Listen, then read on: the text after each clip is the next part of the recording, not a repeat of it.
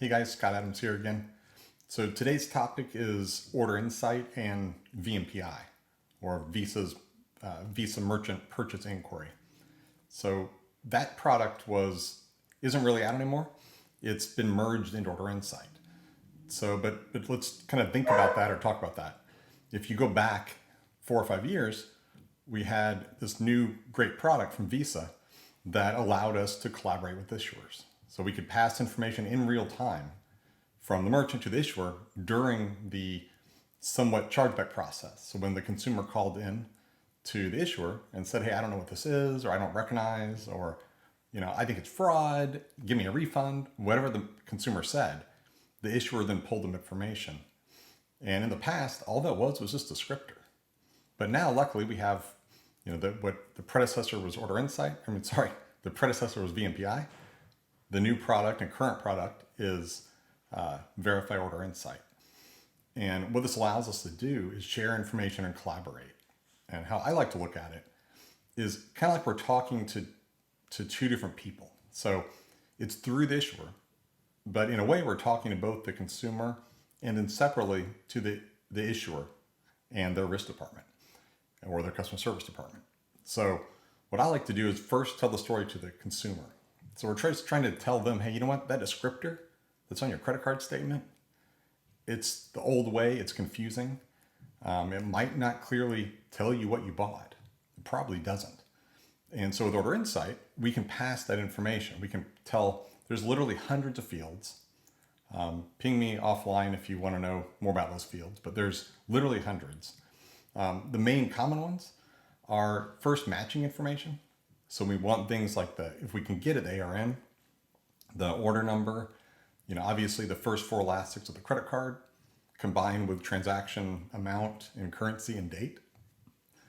And then we also want to be able to pass like a description of what was purchased. Merchant information, like who is the merchant, what's the website.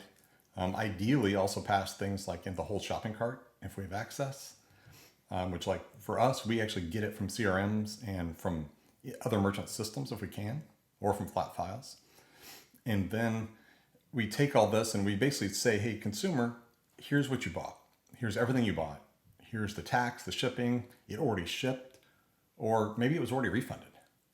And so we pass all that information. The issuer now can tell the consumer, kind of like customer service, hey, here's the situation. Here's what you bought. Now I'm sure you're happy with this purchase, so let's not charge this back.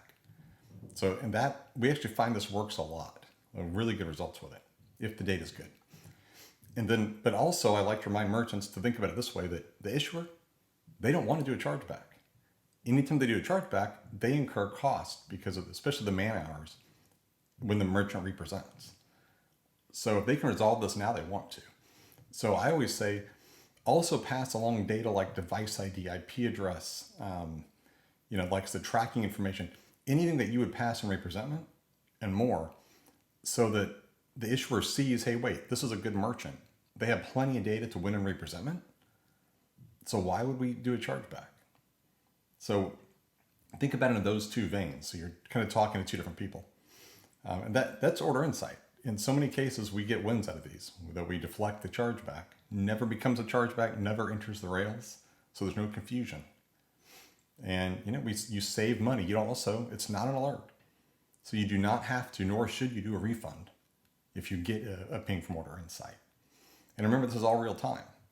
So you've got to work either yourself, do a bunch of API integrations, or work with a partner like us that handles this information correctly so that data can get back to Visa really quick. Because I think right now the SLA, I think, is 2 seconds, but I've heard it shuts off earlier. So we always try to be under 1. And like I said, we have really good success. So if you have questions, let us know. Hope this helped. Thanks a lot.